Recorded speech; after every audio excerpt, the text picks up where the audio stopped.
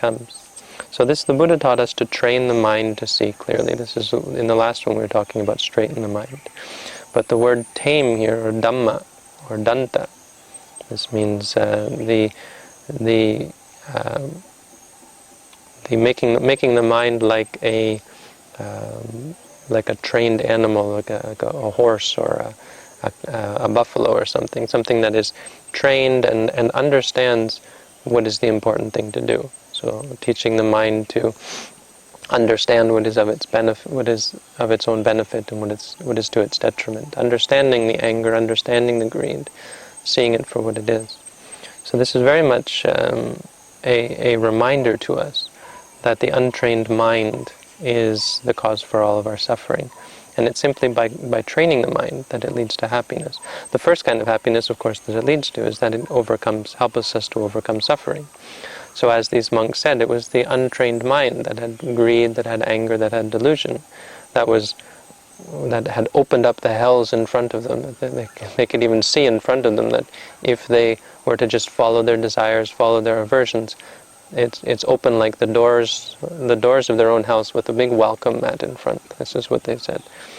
So the training of the mind, the taming of the mind stops that. It stops the mind from exploding. It stops the mind from going insane. It stops the mind from following after desires and aversions and causing so much suffering. We can see it even by when people get angry, they kick things and they punch things, as they said, or they hurt other people. How we destroy our lives. Even in this world, you can understand how training the mind, taming the mind brings happiness. If you think of how the world, mostly people think that happiness comes from war, from conflict, and from victory. So what is the result of that? We see how the world has gone to war, and when the world is at war, so little peace in the world. The peace vanishes like a mirage, and what you're left with is conflict, and the victor gains the ashes of the spoils. No? What you get is a world of rubble and fire and suffering. The suffering that comes from war is something that we have all been told about and read about and heard the records of. Even in our society, when we look at capitalism or materialism, or when we look at this competitive society, what it has brought to us, how much suffering, how much poverty, how much lack of trust this has brought to the world. How we can't even trust our neighbors, we can't trust our community, how we can't trust the people at the stores, we can't trust the banks, we can't trust anybody, where we can no longer trust each other. Because their minds are not trained, because their minds are full of these things.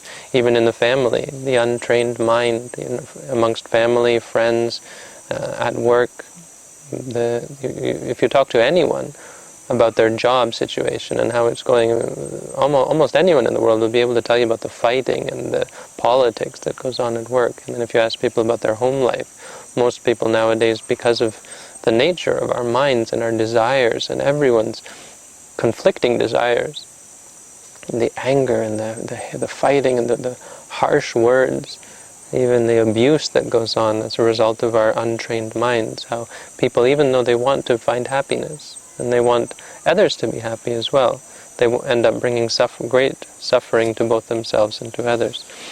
This is all from the untrained mind. If we begin to practice meditation and then we consider our own lives, because of the stability of mind that comes and the ability to reflect clearly on where we've come from, we'll be able to see the suffering that we've been causing in our lives. It become quite clear to us where all of our suffering comes from, and it'll become clear to us that we were in much suffering that we didn't even realize, and we thought we were living in great peace and more or less lying to ourselves. Once you begin to practice meditation, you start to all of this comes up, and much guilt about all of the things that you've done to hurt others when you were just avoiding it the whole time and pretending it didn't exist. And now, as your mind starts to calm down, you get to see everything that's in there.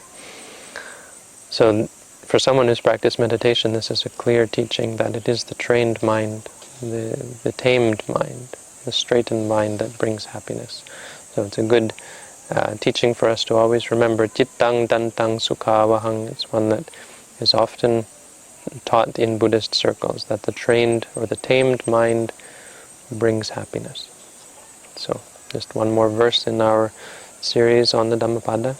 And thank you all for tuning in, and we'll see you again next time.